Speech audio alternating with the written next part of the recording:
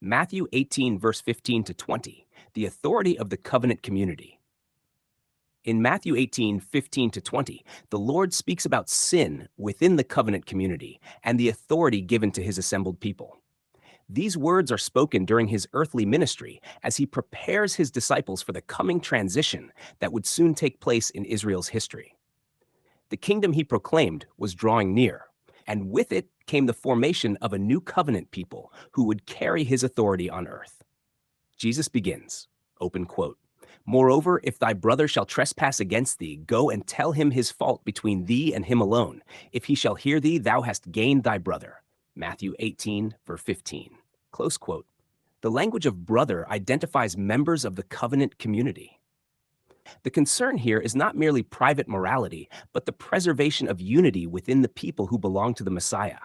Restoration is the central aim. The process begins privately, emphasizing reconciliation rather than public condemnation. If the brother refuses to hear, the Lord continues, open quote, "But if he will not hear thee, then take with thee one or two more, that in the mouth of 2 or 3 witnesses every word may be established."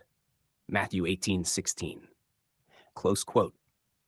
This instruction reflects the judicial pattern established in the law of Moses, particularly in Deuteronomy.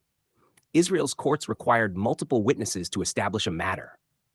By invoking this structure, Jesus shows continuity between the covenantal judicial principles of Israel and the order that would exist among his disciples.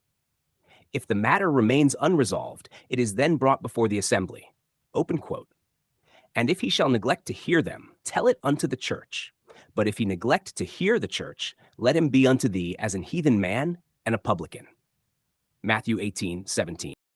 Quote. The term translated church refers to the gathered community of those who confess Jesus as the Messiah. At the time these words were spoken, this community was emerging within Israel. The instruction anticipates the formation of congregations that would function as covenant assemblies, possessing authority in matters of fellowship and discipline. To treat someone as a heathen and a publican was not simply an insult. Within the Jewish framework of the first century, Gentiles and tax collectors represented those outside the covenant community. Thus, the statement concerns recognition of covenant standing rather than personal hostility. Jesus then declares, open quote, "Verily I say unto you, whatsoever ye shall bind on earth shall be bound in heaven, and whatsoever ye shall loose on earth shall be loosed in heaven." Matthew 18, verse 18. Close quote.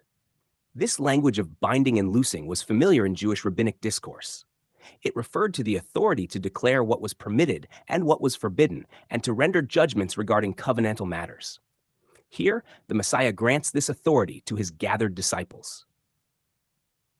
The declaration reveals that the authority exercised by the covenant community reflects heaven's own verdict. Their decisions regarding fellowship and standing within the assembly correspond to what heaven has already determined. The Lord continues, open quote, "Again I say unto you, that if 2 of you shall agree on earth as touching anything that they shall ask, it shall be done for them of my Father which is in heaven." Matthew 18:19. Close quote. The context remains judicial and communal. Agreement among witnesses and the assembly reflects unity under the authority of the Messiah. Their petitions align with the will of heaven because they function as representatives of the kingdom. Finally, Jesus concludes, open quote, "For where 2 or 3 are gathered together in my name, there am I in the midst of them." Matthew 18:20. Close quote. This statement echoes a familiar covenant concept found throughout the Hebrew scriptures, the presence of God among his assembled people. In ancient Israel, the Lord dwelt among his people in the tabernacle and later in the temple.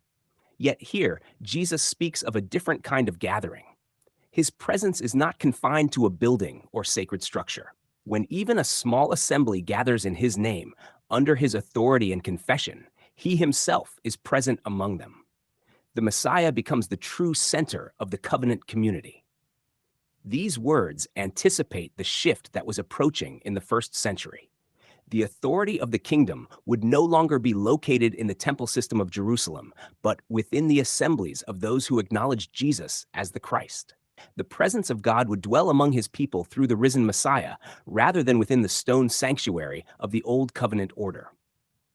Thus, Matthew 18, verse 15 to 20 reveals the structure, authority, and presence that characterize the community of the Messiah. The passage portrays a people gathered under his name, exercising covenant authority, preserving unity, and manifesting the presence of the king in their midst.